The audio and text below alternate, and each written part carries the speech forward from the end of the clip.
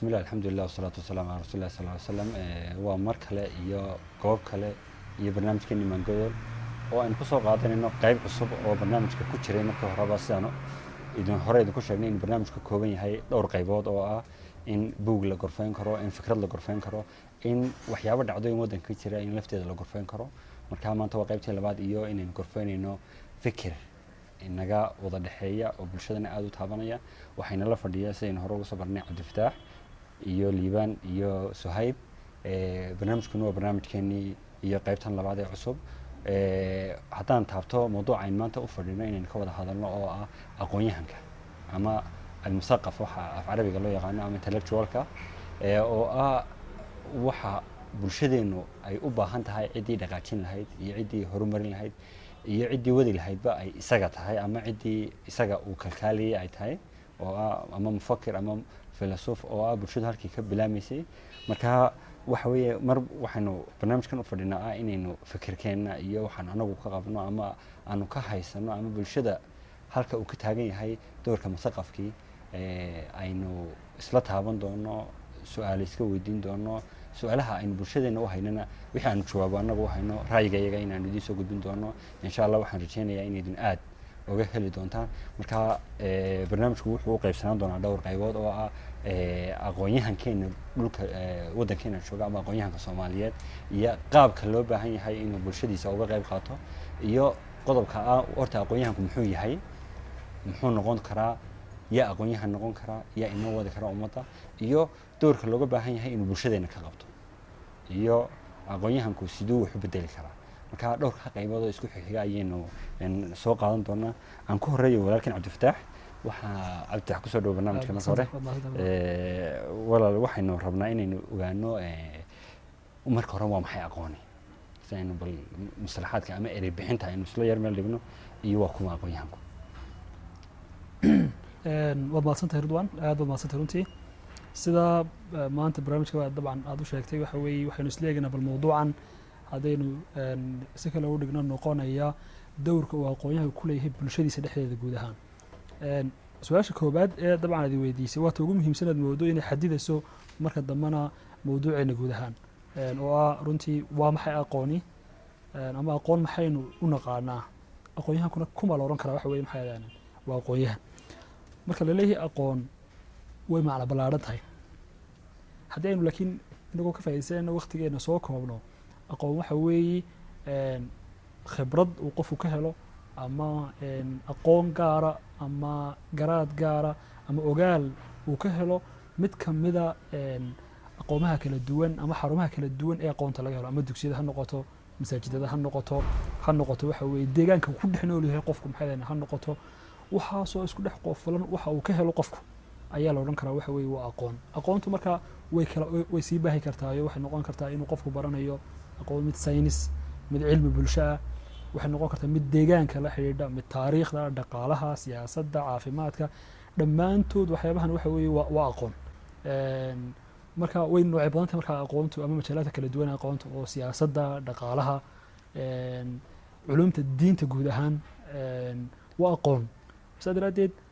goormu noqon karaa qofku marka aqoon-yahan wuxuu noqon karaa aqoon-yahan qofku marka uu mid ka mida majaaladan kala duwan ee aynu sheegano injineeriyadda caafimaadka taariikhda fanka iyo wixii lamida iyo kuwa horena soo sheegnayba mid ka mida ama qaar ka duwan fara badan uu ka haysto in ku filan oo ku maarayn karayo noloshiisa iyo bulshada ku dhex noolyahay marka aqoon-yahanku waa kuma waxa weeye waa mid ka mida aqoonta aqoonaha kala duwan aan sheegnay mid soo helay ama soo kasbaday isla markaa ay wax ka bedelayso aqoontaas waxa weeye habdhaqankiisa akhlaaqdiisa anshaxiisa qaab fikirkiisa sida uu arkayo waxyaabaha ku xeeran ee uu yara gorfaynayo iyo wixii lamida iyo ugu dambeyn xidhiidhka uu leeyahay ilaahay subxaana wa tacaala xidhiidhka uu leeyahay bulshada uu leeyahay taas marka la oran karo aqoonta dhabti waxa weeye maxay marka masaqafka aynu doonayno ma wuxuu noqon karaa masaqafkaasi qof aqoon u bartay mise wuxuu noqon karaa qof aqoon bartay oo bulshadiina aqoontii ku kabay waa su'aal wanaagsan waxaad moodaa in ereygan muthaqaf marka carabi la leeyahay laga soo turjumay tarjamada waliba aan sax ahayn ereygan Englishka intellectual inkastoo ereyga intellectual haddana uu yahay mufakir uu yahay indheer garad qof ah in dhowr level kala qaadan kartaa laga yaaba ilaa qofku intuu noqon karayo ereygan aqoon-yahan aynu bixinay uu gaari karayo laga yaabo matalan qofku waxbarashuu baranaya waa mutacalin qof dee iskuulin ku jirayo soo maray nooca waxa laga yaaba inuu haddana darajad u gaadho u noqon karayo qof aqoon-yahana waxa laga yaaba qof indheergarada inuu noqon karayo ilaa marka dambe uu filosof qofkaasi waxa laga yaaba inuu gaadhayo meesha haddaba mushkiladu ka taaganta waxa weeye waa xadidida ereygan weeyaan goormuu qofku noqon kara qofka iskuul maray ee dugsi hoose dhexe jaamacad ka baxa la oran karayo waa aqoon-yahan keliyata mise qofka intaas oo dhan sii ballaadhiyey ee aqoontii uu kasbaday meelo kala duwan geliyey bulshadii ku dhex noolaana la fahmay isla markaana xalka mushkiladda haysata u keeni karaya xal kala duwan u keenaya xalkaana la wadaagi karaya maxay leeyahay dadkii la wadaagi isagoo kelidii ku koobnayn taas la oran karaya marka ma la oran karaa qof aan iskuul soo marin laakiin waddankeena kaalin muhiim ama bulshada dhexdeeda kaalin muhiim kaga jira maxaa lagu tilmaami karaa isaga horta hadafkeenu guud ahaan waxa weeye aqoon-yahan ka rabnaa inuu meesha gaadho oo marxaladda inuu gaadho loo baahan yahay indheergaradka inuu gaadho loo baahan yahay been maaha oo lama dafiri karayo dad aan iskuul soo marin aan nidaam waxbarasho soo marin inay maanta ka anfac badan yihiin ay bulshada uga dhow yihiin ereyga keliyaatee qofka keliyaatee soo maray marxaladahan waxbarasho ee aynu naqaano iskuulinka u naqaano saa daraaddeed waxaan u baahan nahay qof marxaladahan bartay fahmay ummaddana ku dhex nool yahay ilaa uu gaari karaya marxalad indheergarad oo bulshadan ku xallin karaya mushkilada haysta markaa guud ahaan aad iyo aad baad mahadsantahay aad iyo haddaba markaad sidaa usoo sheegtay aqoon-yahanku uu yahay aqoon-yahanka anfaca leh muxuu noqonayaa runtii su-aasha weliba jawaabteeda sida tooska hadhow waxaynu suhayb bayna loo daagi doono oo waxa weeye dowrka qofka aqoon-yahanka looga baahan yahay bulshada laakiin inagu aqoon-yahanka aynu u baahan nahay waxa weeye waa ka fahansan qof ugu muhiimsan weliba waa ka fahansan bulshadan uu ku dhex nool yahay laakiin ka horreyso dabcan inuu kasbaday aqoon iyo khibrad ama laakiin waxaynu u baahan nahay khibradihii iyo meelihii kasoo kasbaday ama ha noqoto yurub ama ha noqoto carabta ama meel kale ha noqotee in uu iyadoo sideedii u mutaxan aanu bulshada dhexdeeda la iman laakiin uu isku dayo aqoontan uu soo bartay sidee buu bulshadiisa ku dhex nool yahay ugu anfaci karaya waana marxaladda kala saaraysa markaa waxa weeye aqoon-yahanka asalka ah iyo aqoon-yahanka wax koobiyeya waxaa jira boqolaal aqoon-yahan oo koobiyeya ama waxa weeye isku dayaya un hebel wuxuu sameeyeyna aan sameyno laakiin aan eegaynin siduu ugu dabaqmaya dalkan aynu ku dhex noolay marka qofku waxa weeye waa inuu barto ama aynu wada barano dhammaanteenba juqraafiyadda hadalka halkan baan joogaa maxaa ku habboon halkan baan joogaa falka noocya ku habboon wax kastaana waxay u baahan yihiin ama ha noqoto culumta kala duwan aynu sheegano ha noqoto ku tara galbeedka ha noqoto culumta diinta ha noqoto deegaankii bulshada ku dhex nool lahay mar walba waa in ay qaabiliyad ama ay mujtamaca ku dhex nool lahay ay aqbali karaan isla markaa aqoon-yahankuna marka uu mushkiladda xalkaga raadinayo uu isku dayaa sida ugu fudud ee uu bulshadan uga dhacdhicin karaya fikradiisa inuu gaarsiiyo waa kaa markaa aqoon-yahanka runtii waxa aynu dareennaa iminka oo kale marka la yidhahdo aqoon-yahan aad iyo aad iyo qof diinta soo bartay ama aqoon diineed leh marka aqoon-yahan lagu dhahdo qof aqoon diineed leh madax inta badan maskaxdaada kuma soo dhacayso sida soomaalida in badan maxaa kala saaray qofkii aqoonta diiniga ah lahaa ka saaray aqoon-yahankii waxaad moodaa in ay sii raacayso uun koobiyeyntii aqoonta lafteeda oo waxa weeye marxaladihii hore sida loo yaqaanida reer Yurub uma aqoonin ma ogtahay waxay u yaqaaneen ninka diinta ku jiro u yaqaaneen waa Kristan marka sheekeynano inuu yahay aqoonyahanka sadaraadid waxay colaadin jireen wax alla wixii aqoonta kale ee ka soo haray ama saynis ha noqoto waxyaabaha kale ee ka soo hara way soo gudubtay fikraddii way soo koobeysantay dalka soo dhex gashay inagoo muslimiina dabcan oo ku faanana inagu waxa weeye diinteena ku faanana ayaa haddana fikraddii way sii waartay sadaraadid inaga bulshadeena saddex meelood boo laga yaabaa inay fikraddan ka timaado waxay ka iman kartaa dhinaca bulshada khaladkani wuxuu ka iman karaa dhinaca aqoonyahanka laftooda wuxuu ka iman karaa dhinaca culimada laftooda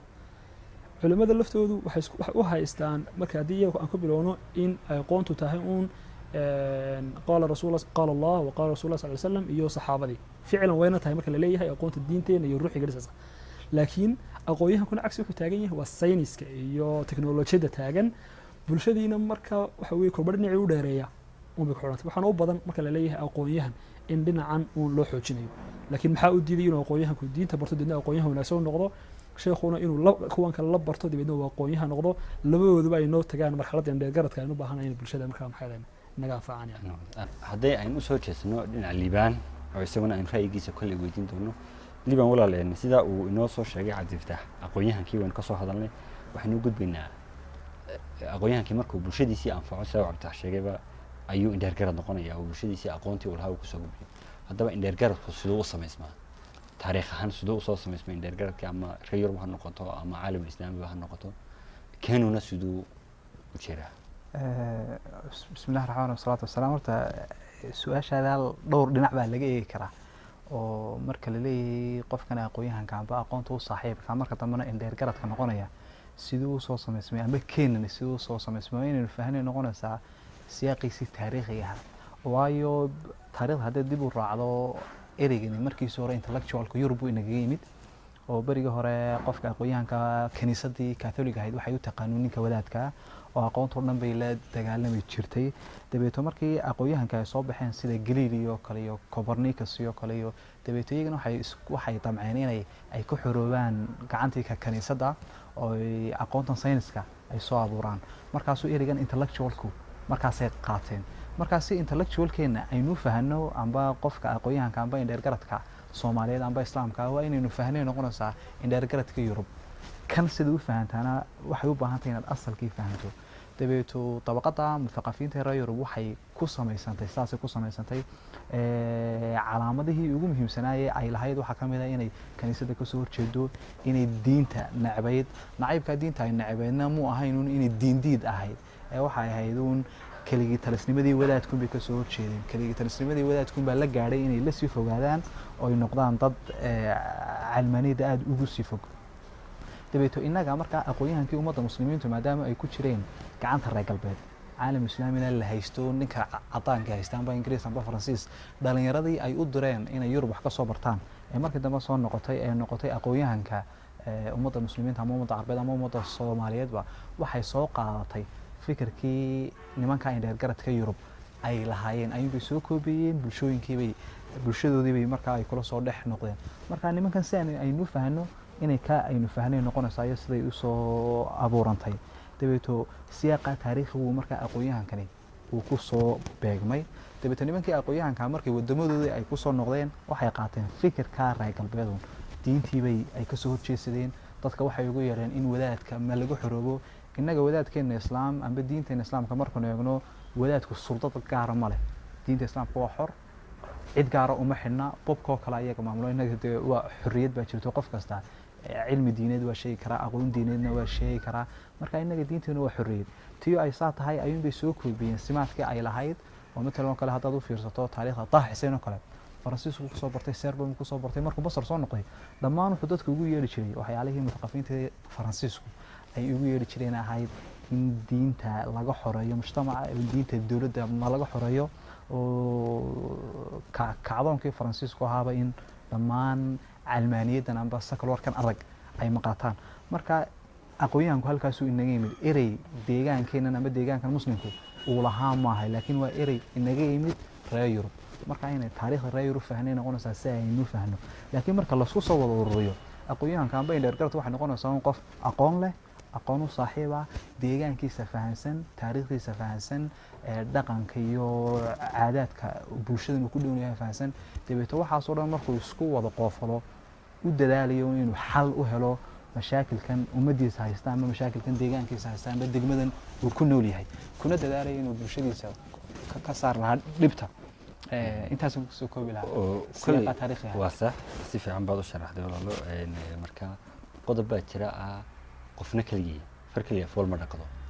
qofkii aqoon-yahanka ahaa markuu wadankii dhex jooga ama ummadii dhex jooga kaligii waxa ma qaban karo waxa loo baahan yahay inay aqoon-yahankii iska halmaystaan oo iyaga iska rab istaagaan marka sidee loo heli karaa tabaqad mutaqafiina ama loo odhan karo waa aqoon-yahan ama indheergarada oo ummadii hagi karta horta dhib baa jirto dadka aqoonta u saaxiibka badanaaba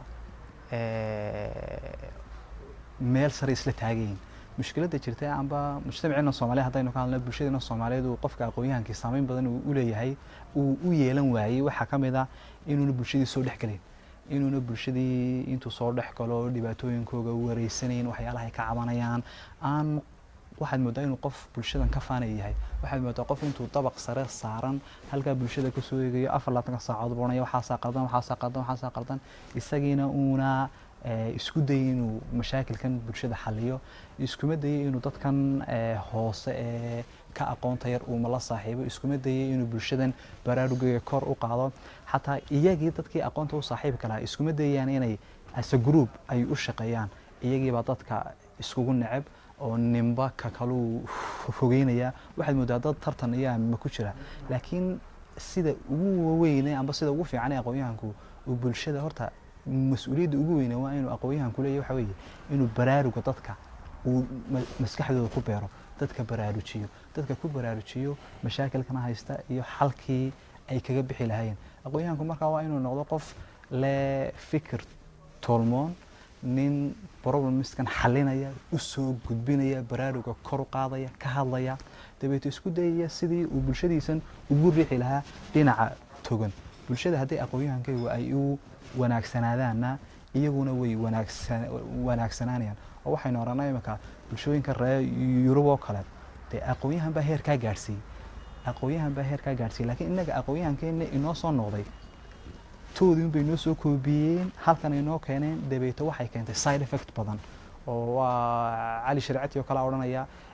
geed haddaad Yurub ku beerto oo geedkaasi si fiican u baxo haddaad geedka Yurub ka soo qaato Australia geedkaasi halkaas uu si fiican ugu baxay Afrika keen amba Asia keen isku cimilo maaha isku deegaan maaha isku dad maaha dabeeto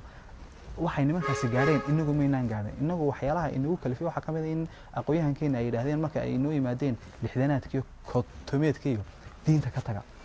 reer markii diinta ka tageen amba wadaadkii dictatorshipka ay ka tageen way horumareen laakiin inagu diinteena lagama tagay karo waayo diinteenu diin dictatorship ma waa diin ay nolosheenu dhan ay ku aasaasan tahay marka waxay keentay nataaj cagsi keentay hadan inay aan ku yar dhex taro tabta reer Yurub amba ninkii gumaystaha oo aqoonyahanka ugu sameeyay jiray Afrikaanka amba Asiaanka nin filosof oo Faransiis oo falsafa wujuudiye ka hadli jiray oranaya Jean-Paul Sartre si aan u sameeyay aqoonyahanka Afrikaanka waxaanu sameeyay jirnay inaan inamada salaadiinta inamada dadka qaniga intan Afrika iyo Asia ka soo kaxayno aynu geyn jirnay Amsterdam Paris London oo ka soo bixi jireen jaamacadaha Cambridge iyo Sorbonne dabeeto waxay isku day jireen markay Yurub afar cisho ku noolaadaan inay New York reer Yurub ay u eegyihiin iyagoo aan reer Yurub ahayn dabeeto markay wadankooda ay ku soo noqdaan sida ninka reer Yurub ay u fikri jireen sida ninka reer Yurub ay u dhaqmi jireen afkaarta ninka reer Yurub aaminsanaan jireen dabeeto halkaas uma remote control aanu kaga wadwadnay buuri waana runtiina way dhacdo dadkii Afrikaanka ama wadamadan Asiaanka soo koraya xilka qabtay markii ay gumaystaha ay ka xoroobeen waxa kamid ah niman halka lagu soo bacrimiyay waa nin cadaan oo jir madow leh oo aqligiisu dhanbe cadaan yahay sida cadaanka u fikiraya kaasoo kalena aqoonyahanka aynu u baahneen ma aqoonyahan deegaamisan baynu u baahneen sida Cabdi sheegay in juqraafiyada al-kalaam aynu u baahneen ma ka wala oran karin malaha in kaaba ka sii badato dadkii iyaga oo ay wada qoxonti iyo dad dibadda u wada baxay ay u badan tahay wadankiiba inta ku hadhay baa iska yartahay iminka ma la oran karin iyadoo waliba caalamka internet oo dadkii caalamkii gobolka ta lagu wada fahmay may hadad iminka u fiirsato meel kale ba tagin bulshadena Soomaaliyeed dadka lagu tilmaamo dadkaas waa aqoonyahan inkastoo iminka aqoonyahankiiba uu iska noqday title-na ma hada aqoonyahanku wax aqoontu ma aha wax la xaleen karo ninka secondary school amba jaamacad dhamaan waa aqoonyahan laakiin aqoonyahankii wuxuu noqday iminka iska title haddaad aragto dad Soomaaliyeed oo kale dadka aqoonyahanka lagu tilmaamo badanaa waa dad reer galbeed ma ka soo baxay weeyii haddaad su'aal weydiiso tira mujtamaca Soomaaliyeed sidee dhibka looga soo saari karaa wuxuu kula hadlayaa sidoo Mareykan joogo sidoo England joogo markan Britain joognay buu koonaya ama markan Texas joognay deegaanka nin ku nool maaha dadkan dad nin la nool maaha mashaakilkooda nin fahmi kara maaha dadkan waxa fahmi kara nin iyagii kamida ma doonayna dee Soomaali aqli cadaan leh waxaan doonaynaa nin inagu dhex nool dhaqankeena yaqaana ina fahmaya aqoontiisa ku seesaya bulshadana waxaan ay u baahantay bulshadan diinteeda dhaqankeyga dhibaatooyinkeyga dhammaan intuu waxa isku qoflo waxaan doonaynaa nin xal inoo keena dibta kale aan ku arkay aqoonyahankeena waxa kamid ah ninka Soomaaliga markuu professor noqdo ama professor xadarka jaamacadaha Mareykanka wax ka dhiga amba jaamacadaha Ingiriiska amba wadamada kaleba mar alla markuu PhD holder qaatay la ilaa hebel waa doctor wuxuu doonaa in bulshadii uu ka soo jeeday ay boqoraan hadday bulshadaasi ay boqri waayaanna uu u dudayaa afku buuraya yacni waxaad moodaysaa in aqoontaa uu gaadhay ay keensanayso inay dadku xil u dhiibaan inay dadku ay doortaan haddii ay dadkaasi ay soomaalidaasi ay boqri waayaanna uu xanaaqayaa wuxuu odhanayaa dadkani iyagaan waxba garanayn waa dad reemiyo markaa aqoonyahankeenii waxaad moodaa inuu aqoontii iyo xil jacaylkii ay iskaga xidheen haddaan aqoon layay inaanan bulshadii waxba kusoo kordhin karayn anigu sii noqday mooyaane amba anuu madaxweyne noqday mooyaane markaa dhib badan baa ina haysataa waxaynu u baahnay markaa in aqoonyahankeena uu inaga inagu soo noqdo oo inaga ina matalo oo inaga uu inoo ekaado oo deegaankeena iyo diinteena iyo dhaqankeena ugu ekaado aqoonyahankii waynu ka soo hadalnay iyo hawlihiisii iyo siduu muuqyoonkii usoo samaysmay ka faa'iidaysigii aqoonyahanka waxaad moodaa in aqoonyahankeenii dibadda laga wada hayso saaad sheegtay xataa waxaad moodaysaa aqoonyahankeenii xataa culumtii diinigaa lahaa in isaga laftiisii ay ku jirto inuuna waaqicii in badan masaa-ishu ka hadlaya masaa'il aan waaqicii in badan ku xidhiidhin ay tahay ma la odhan karaa marka aqoonyahankeenii dhammaan guud sidii ama ha noqdo mid islaamiya ama mid qarbiya ha noqday in labadoodiiba ayna mujtamacii si u dhuun daloosha aanay ola hadlayn horta mushkiladdaasi waa mushkilad jirta weeyaan oo gaar ahaan xagga luqadda u baahanna in aad looga hadlo waxayna noqonaysaa un aqoonyahan madax banaanida aqoonyahankeena aqoontan maadigaa bartay iyo ka diinigaa bartay su-aasha la isweydiinaya waaye aqoonyahan madax bannaan ma yahay aqoonyahan danaheyga ka shaqaynayaa ma yahay waxaad markaad u fiirfiirsato waxaad ogaanaysaa inuun aqoonyahan madax bannaanay uuna jirin inkastoo aan madax bannaanidu ay tahay wax dee percentage oo wax nisbiya ay tahay oo aan la odhan karin aqoonyahan 100% madax bannaan baa jira laakiin aqoonyahanadeenna markaad u fiirsato amba kii wadaadka ahaa ee aqoon diine soo bartay amba kii kale meelaha inaga yimid amba waddankaba ku soo koray madax bannaani baan jirin wadaadkii meelo kaleu la xidhan yahay oo dhammaan intaa wuxuu masaajidada ay ka akhriyaan waxyaalo aan umuuro aan deegaankeenanba huseyn umuuro aan deegaankeenanba amba soomaali ahaan aan inaga dhex jirin ood moodo in laga remote control lagaga hagayo wadamo kale iyo goobo kale kii kale laftiisu ee Yurub ka yimid waxyaalo waxay noo keenay fikiro aan deegaankeenan ka jirin dhaqan aynaan u lahayn aan inoo eekeen labadaba marka isbarbarigto waxaad oranaysaa madax bannaani baan jirin mushkiladda ugu badan ee keentana waxa weeye waa fanka ninka fanka bixiya haddaan maanta ku shaqaaleysiiyo amba aan fanku siiyo dee saameyn baan kugu lahaanaya fikirka soo gudbinaysana saameyn baan kugu lahaanaya umuurahan aaminsanahay amba ideologieskayagana waan ku soo dhex marinaya marka waa niman inoo eeg oo haddana aan inoo eekayn dhib baa jirta marka aad iyo aad baad maasantay wax filaya kulley kama hadlayno annagu dhammaan culimadoo dhan kama hadlayno laakiin waxaan ka hadlaynaa cidda aan fikir ummaddu leedahay aan usoo gudbinayn ama fikir ay cid kale leedahay soo wata aqoonyahanka kale ee reer galbeedka laftiisa aan ka hadlayno waxa weeye waa nin aqoon ay cidi lahayd ama fikir ay cidi lahayd ama dhaqan ay cidi lahayd doonaya u haysta ilbaxtinimo oo usoo turjumaya bulshadeenna laakiin qofkii diin saxa wada ee diintu waxa ina tiri iyo rasuulku calayhi salaatu wasalaam wuxuu yidhi iyo kitaabkeena wixii ku jiray inoo sheegaya dee kaas waxa weeye wixii aynu baahnayn qofkii aqoon maadiya oo aynu baahnay inoo soo gudbinaya laftiisu waa qof inaga mid ah waxaynu baahnayn inoo sheegaya laakiin waxaynu ka hadlaynaa waa wax aynaan inagu u baahnayn dadkaan inoo eekayn aan ahayn aan inoo ekayna inoo soo gudbinaya oo soo meelun ka soo waaridaya marka aad baad maasantay liibaan kolley intii xoog ahayd aqoonyahankii iyo siduu samaysmay iyo hal ka soo unkamay iyo aqoonyahankeenna iyo wixii uu ahaa oo dhan waynu soo sheegnay waxaynu u baahanay maanta iminka aqoonyahankii aynu soo sheegnay ee tilmaanaa ee bulshada si togan wax uga qabanayay muxuu kaalinta uu ku leeyahay bulshada ama kaalinta uu ka ciyaarayo maxay noqonaysaa suhayb bismillahi raxmaani raxiim intaanan u gelin jawaabta doorka waxaan ku noqon lahaa horta aqoonyahankan aynu doonayno in wax bedeleen ka waramaynaa waa kee aqoonyahankan aan ka waramaynaa maaha qof kastoo aqoon leh waxaan ka waramaynaa mid gaaro oo muthaqaf la idhaahdo oo laga soo turjumay kelmad faransiisa oo ah intellectual xarakadan sidii ay tilmaameen asxaabtii ugu horreysay waxay soo baxday qarnigii 17aad ay Yurub ka soo baxday faransiiska waliba markaa waxay ahayd dad dad aqoonyahana oo kusoo beegmay xilli taariikheed mucayana oo markaa ka jawaabayay baahidii markaa mujtamacda ka jirtay ay ahaayeen markaa baahidii mujtamacda ka jirtay waxay ahayd ta koowaad waxay ahayd in laga xoroobo kiniisaduna ama suldadii diinada markaa jirtay waxay aad uga soo horjeeday culumta oo dhan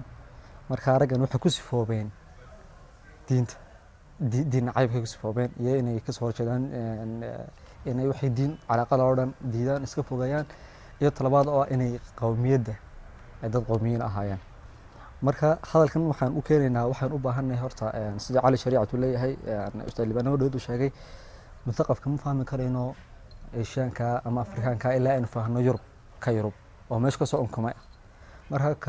kan waa inagaan tilmaamnay oo wuxuu kusoo beegmay xilli taariikheed macayana oo baahi macayanu ka jawaabayay oo ahayd marka koobaad in diin laga xoroobo shuruudo diineed iyo ta koobaadna in qowmiyadda la sugo marka waxaad moodaa mutaqafiintii kale magaranaysa eeshiyaanka iyo afrikaanka inay labadii sidoodii usoo koobiyeeyeen oo magaranaysa ay ku sifoobeen dad calmaaniyiina ama laadiiniina inkastoo farqi weyn u dhexeeya labada kelmadood iyo dad qowmiyiina laakiin taasi ay tahay mid ku dayashadana ee aan hayn maxay ahayd baahida mujtamacooga aanan ka jawaabeyn marka waxaan u arki karaynaa baahidii markaa jirtay yurub ka jirtay waxay ahayd markii la keenay labadan xal ee ah qowmiyadda iyo magaranaysa la keenay iyo calmaaniyadda la keenay in la gaadhay xoriyad fikir la gaadhay xadaaradan maanta aan arkayna la sameeyey laakiin halkeenan calamkii kale ama eeshiyaankii ama afrikaankii kale maxaa ku dhacay iyaga oo weliba dowal islaamiya waxaa ku dhacay marka koobaad in magaranaysa isticmaar fikriya lagu sameeyo dee rag magaranaysa la adoonsado oo magaranaysa maskaxda laga qabsado iyo talabaad oo ah dee ka muslimiinka mujtamaca muslim waxaan u naqaanay maxay ahayd غربي يحس نكاس إنه لا هذا ما كان إنه معانا أو قروح دي سي حسنات كيس إنه ورما أيوه هلك هذا قصة نقول سؤال هذا وما حي وظيفة دي أما الدور كلا جربا إنه قبت شغل دي سو أما الدور كعلنت اللوبة هي إنه مجتمع وقبتها واحد هاي تكبر واحد تاس إنه فهم ده مجتمع عيسى أو فهمه باهدا تاجن أي تهاي إنه كجوابه صح أنا قلت علماني كصومالي ما أنت كوباقي إن علماني دي صدق رسار أصل نسكون شرام wax kala isku jira ama qabyaaladiisa wax kala isku jira marka waxa inuu fahmo waxaan kale baahidisa mujtamaciisa ka jirta kadib taa uu ka jawaabo unan soo guurin un mid kale oo maranaysa halkii diinta culayska kaga haystay yar ma lahayn qabyaalada wada inagu jirta qabyaalada jirta hadii la helo mushkiladii meesha ka jirta hadii la helo waa macquul in xalkii xaga la gaari la gaaro laakiin hadduu mushkiladiisa baan jirin inaad xal quraata la fadhidaa waxay ku tusinaysaa inaad soo koobiyeysay waxaan aanad magaranaysaa ayna ka ahayn fikir adiga soo baxay oo aan ahayn aqoontaada ku gaarsiyo aad ka jawaabisid baahida mujtamaca ka jirta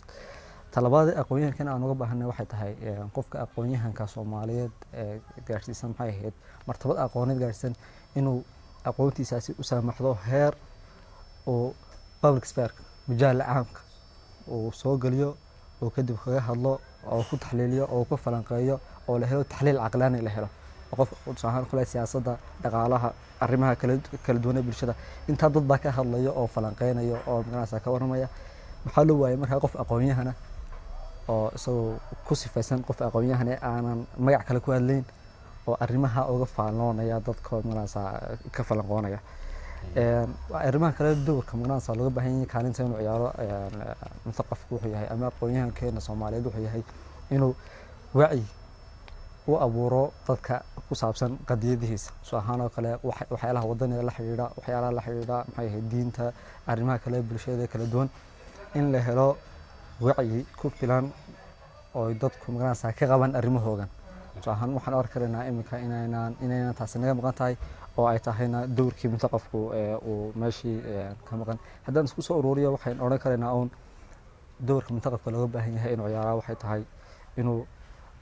mujtamaca hanuuniyo oo dhanka magaranaysa saxan uu jiheeyo oo uu toosiyo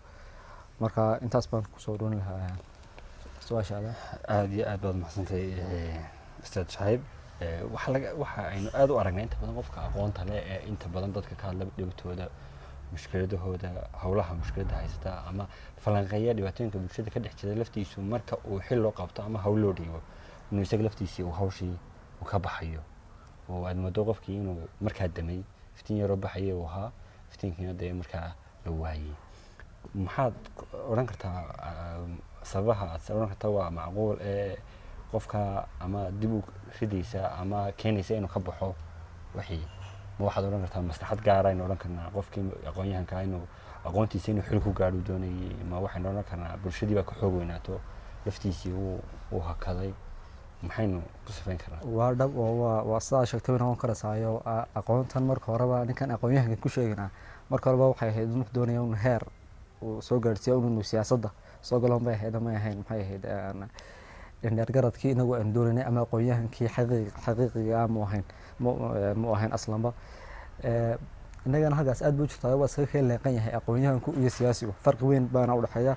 ninkaas aqoonyahanku wuu ka faalloon karayaa siyaasadda laakiin siyaasi maaha laakiin ninka siyaasigii bidaruura ma noqon karayo aqoonyahan oo waxaynu arki karaynaa waana baahida koobaad ee halkan ka jirta in la helo aqoonyahan ka faalloonaya siyaasadda laakiin aan siyaasi ahayn isagu aan ku jirin siyaasaddii ka bixinaya taxliil caqlaaniya oo macrifiya oo aqoon ku dhisan ka bixinaya faallo ku saabsan arrimaha siyaasadda ka bixinaya waayo maxaa baahida halka ku jirtaana waxay tahay qofkan waana farqiga weyn u dhexeeya labadan siyaasiga iyo magaranaysaa kan kale aqoonyahanka waxay aqoonyahanku fanal xiwaar buu yaqaanaa uu hadli karayaa wuxuusi magaranaysaa gaartiisu soo bandhigi karaya wuuna difaacan karayaa laakiin ninkan siyaasi taa uu ka duwan yahay wuxuusu waxa weeye ama waa hujuum oo uu weerarayaa maslaxadiisa hadba adud weliba uu isticmaalayo qaab aqoonta ka fog uu isticmaalayo oo ilbaxnimada ka fog uu isticmaalayo wax soo kana malaha waxa ka maqan wadankeena ugu muhiimsan waxa weeyaan waa qaybta saan sheegnay waa aqoonyahanka oo ah cidii bulshadan mujaraha u soo helay hadday qaab dhaqaale noqoto hadday qaab dhaqan noqoto hadday qaab dhaqan dhaqaale noqoto hadday qaab ganacsi noqoto hadday qaab diineed noqoto bulshadeenan mustaqbalka 10 sano ama 50 sano ama 100 sano soo socda cidii mujaraha oo hagi lahayd ee aan iyadu waxaan ay bulshada u sheegayso aan waxba kaga doonin taas misoo kana way ka maqan tahay aad iyo aad taas taqwaati lagu gaari karayaana waxay tahay aqoonyahan wuu jira horta wuu joogaa marka laakiin waxyaalo baahiyo aanan meesha wali ka jawaabaya aanan mujtamac u baahnayn buu ka jawaabaya oo tusinaysa inuu waxaan magaranaysaa meel kale ka keenay ayna ahayn tafkiir iyo fikrad isagu sameeyay ayna gaarsiisnayn marka xalku waa hal eray uu leeyahay inuu qofka aqoonyahankii fahmo mujtamaciisan kadib isku dayo inuu baahiyiisa ka jawaabo kadib saas waan ku gaari karaynaa maxay in garadkan aynu u soconno ama mutaqafka si fiican baad soo koobtay oo wixii looga baahnaa aynu sheegnay wax filayaa kulli intii xoog ahayd aqoonyahanka ama dheergaradka looga baahnaa oo inta taabanay wuxuu yahay xilli soo asaasmay keenu sidoo samaysmay waxa looga baahan yahay inuu noqdo kulli wan soo wada koobnay waxaan ku yartar lahaan hal qodob oo aqoonyahanku maaha muhiim inuu bulshada isagoo kaalin muhiim ah kaalin xileed ama kaalin يعني أي برشة وحكي سوى على سو كانتي سوى حبيبي برشة مديري إنه وعي قليو قرات كذا كوريو وحكي سوى أي برشة وباهنت هاي وقارسيو سيدي مستقبل كم شرها أي برشة يلا نسي أما يسوق فيلسوف هالنقطة أو يسوق هاو ألفه أما عدي أو ألفته فكر كافي عن تجان كانتي إنه برشة سلوت فيه وسوق بيو وسميه تكسي بهم سنة حيان أقانته وأنت برشة نحكي شو أما أقونتي نلا هو أما أقون كلا هو أقونت هذا وين تدبرش هذا فهميسو أقونت هذا وين تدبرش هذا أفكار فهميسو ودبت هنا استوى حويان قفل بقى وحكوا على تيسي ده أقوني هنا أو أقون صوّد برتة أو ميس ولا فردي أو هذا أنا فهمي وفلو قدو قال كي وضن كقول شيء أنا مش نفهمين أنتوا دي بقى مركا أقون دينيد أما أقون جارة بها نقطة قفل بقى أرتب برشدني اللقاء بلاد اللقاء أي وحكوا برتة أما أي تقانو أي وحكوا فهمتها qof kastoo luqada kula hadlayna wuxuu faahfaahin karaa ama gabay hal soo qaato adar kad gabay carabi ka soo qaadan lahayd gabay Soomaaliya aad ka soo qaata ka wacan intaad maamaha Ingiriisi soo qaadan lahayd maamaha Soomaaliya aad joogto si bulshada ay u dareento waxaan aad haysaa inuu xoog yahay waxaan aad u jeedana uu xoog yahay damqashadan aad u damqanaysana inay iyaga tahay aad baad u mahadsantihiin waa kulan kale iyo insha Allah ayaan rajaynaynaa inaan isku soo noqono intuu maanku gaajaysan yahay guul oo